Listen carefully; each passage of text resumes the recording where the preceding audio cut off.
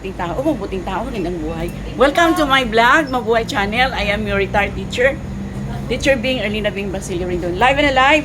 I'm here in 7-Eleven, Catalunan, Pequeño. And I would just like to feature in as much as na advise ko nila ba dire sa ilang manager kay ang akong kwarta may money, nagsubra ko bayad 1K. But they really check the cashier and there say tawag ma'am, diba? The CCTV. Yes, ma'am. And it was unaware ko. Ma'am, manager, pakilala ma'am. Ay, Pichi Agrabante day, ma'am, sa Pequeño. So, Yeah, manager sa 7. manager mi sa 7-Eleven, ma'am. Ako assistant. Si Sir Yes, ma'am. Marlon Brian Daan. Marlon Marlon Brian Daan. Brian. And si ma'am kanina nagtaba, who help me, ma'am? Shane, hi po. Oh, ma'am, ano pangalan ma'am?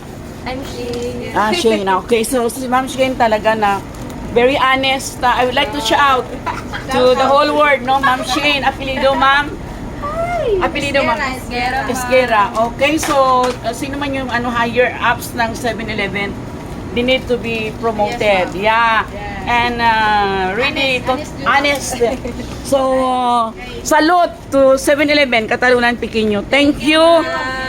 Really for very commendable job this morning. Honest, my money, I'm unaware because I'm in a hurry, and they really check it sa CCTV that so my money is really I paid more na sobra ko gatag.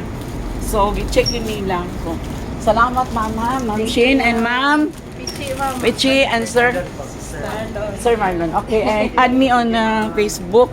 So this is it. What are you waiting for?